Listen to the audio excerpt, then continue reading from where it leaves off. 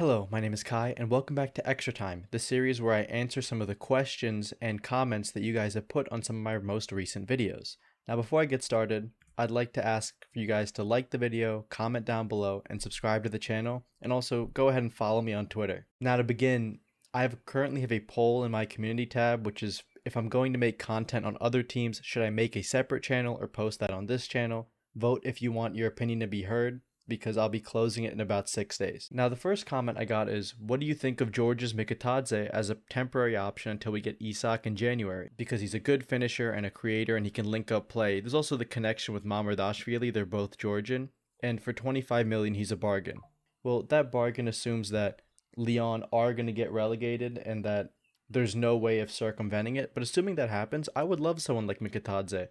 Actually, he would be a very good backup option for someone like Alexander Isak. There's actually a very good market of backup strikers right now. So if we're in the market for a backup striker, there are people like Georgia's Mikautadze, Lucas Stassen, Mika Birith. There are a lot of players that I would look at for that option. But Mikautadze is a very good player. A lot of people probably remember him from the Euros. Yeah, I think it would be a fantastic signing. And if we look at some of his data looks incredible. I mean, very high percentile for progressive passes and carries. I know it's in Ligue 1, but it's compared against the top 5 leagues, and he seems to do pretty good. A lot of touches in the attacking third, a lot of carries into the penalty area. He wins a decent amount of penalty kicks. He's a very good player, and he would be a very good diminutive forward for Liverpool. And you could even debatably play him on the wings, but yeah, he would be a very good stopgap option for striker. And if you were to pair him with someone like Morgan Rogers and take that long term, that would also work very well. So yeah, I think that would be a sensible signing for Liverpool, assuming Lyon do get relegated. I would go for both him and Malik Fofana. I really think Slot is going to play with 2 or even more different formations. I think Wirtz centrally or in the left half space draws attention, freeing space for Salah. If teams still double team Salah, our 3 midfielders find space through the middle. This is interesting, so I'd like to actually look at the pitch for this one because let's actually see how this would work. So, what this person's saying is that, let's say we're getting, teams are going to start kind of dragging onto Salah, because that's what they always do, right? They double team him. So if he's here, there's going to be 2 players here. They're going to be very wary of him. Well, let's look at someone like Florian Wirtz. He would have more space to operate, so naturally they're going to double team on him. If we have someone like Diaz, he would be in space. So the idea is that because they're going to be so locked on to Salah and then also potentially Wirtz, you could have someone like Szoboszlai, who would maybe now be free to make these runs in. If we have our fullbacks really high, they have to mark Frimpong too, unless they want to just leave him isolated. There's a chance that something like this happens, where Frimpong gets to be fully isolated. I think it's much more likely that teams will actually overload this side, and maybe even leave Salah one-on-one with his fullback, and then Frimpong being free. But yeah, it's going to be really difficult for a lot of teams to defend us next season. That's definitely clear. And I think what's even more clear is, yeah, Slot might play different formations. Assuming we don't get the striker we want, we might have times where we do play with a double false 9, which is something I'm probably going to make a video on later. I suggest making pre-game analysis and after-game analysis for Liverpool, and also analysis for big games across the top 5 leagues. I will be making pre-game analysis and after-game analysis for Liverpool, and I will also be analyzing big games across the top 5 leagues. The latter one, I think, is going to depend on whether I'm going to put it on this channel or a new channel, again, based on the results of the poll that you should definitely go vote on. But I also am going to do analyses on preseason games. So with the one coming up against Preston, I don't know if I'm going to wait for lineups before I put out my analysis. I think that's sort of what I want to do. And then I'll also have an after-game analysis of maybe the players who've played and just how we're generally looking in preseason. Don't really get the thought process of Zavi Simmons not being robust enough to play in the Premier League, but Malik Fofana is a sensible pick when he's shorter. Well, let me explain. So if you're in this situation, let's say that you have Zavi Simmons. Zavi Simmons realistically can play these 2 roles. He's going to either be in Wirtz's position or in Szoboszlai's position in our current system.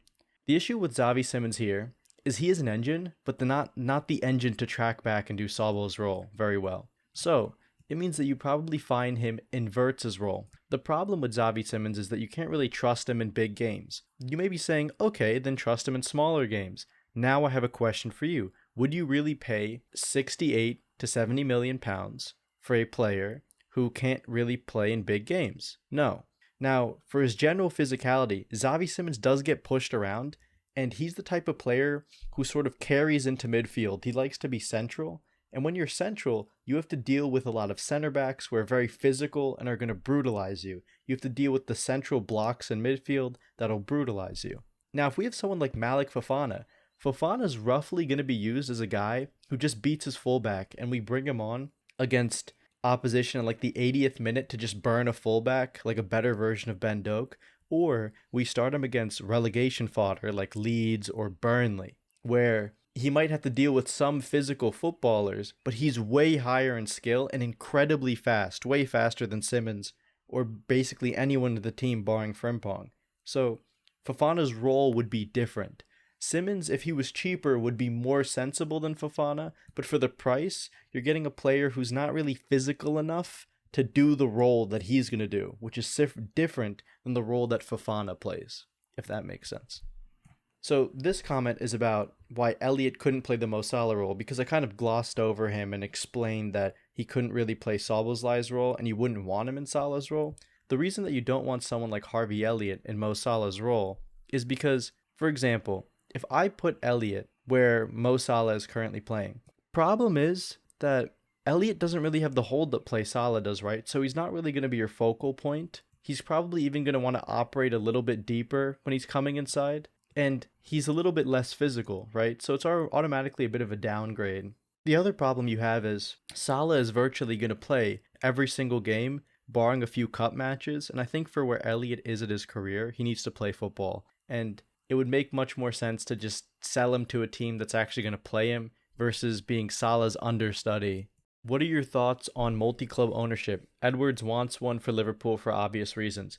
I think multi-club ownership in general is a good thing for football, assuming that the organization that buys that club doesn't intend for them to just be a feeder club. Of course, it's beneficial for us if it's a feeder club, right? Chelsea does this with Strasbourg. Brighton, to some extent, does this with USG, Union Saint-Gilloise. But the thing is, I think as an institution, wouldn't make it a feeder club. I think it would be a playground for us to loan players to and potentially poach some academy players, but I don't think that there's a world where Edwards would suck this club dry and take all of their assets and ruin their ability to progress. I don't see a world where that really happens. I think that if we were to do it, it would be mutually beneficial for both us and the club that we buy.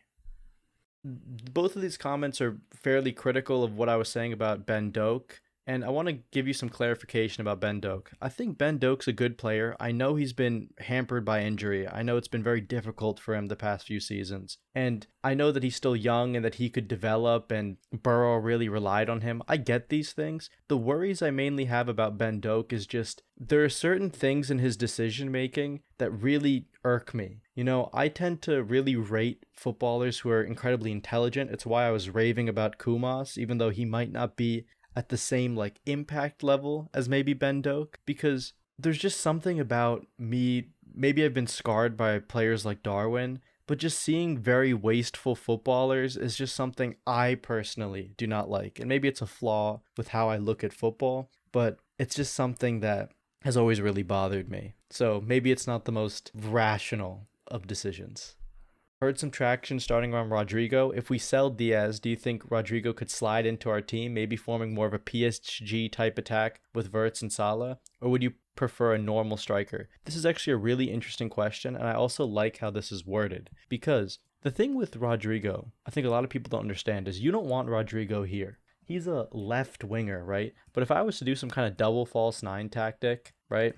And let's say I knock Diaz out of here. I have Wirtz. I do some double false nine. I actually don't want Rodrigo here. Rodrigo is more of a second striker in a 4-4-2. You would get a lot out of Rodrigo in the Dembele role, like how PSG play. I do think I would prefer someone like Rodgers to Rodrigo, mainly because of kind of physicality up front. Rodrigo isn't really that physical, but of course you could create a world where you have these guys and Rodrigo does get the license to cut inside. I think he'd be a great signing. I just don't really see it happening. I think he would cost a lot of money, and for the money that he would cost, I would much rather get a player like Isak or a player like Barcola if possible, because I think I would take him over Rodrigo, or get a player like Rodgers who would be slightly cheaper and then go for Isak later instead of getting pigeonholed with someone like Rodrigo. But I do think he would be good in the Dembele role, and I actually do think that a team like PSG might even look at Rodrigo if he stays another season at Madrid after the fact, if they're looking to offload someone like Barcola or Dembele or whatever. So I do think that's a good shout, and I do like the links. I just don't really know what we would end up doing, if that makes any sense.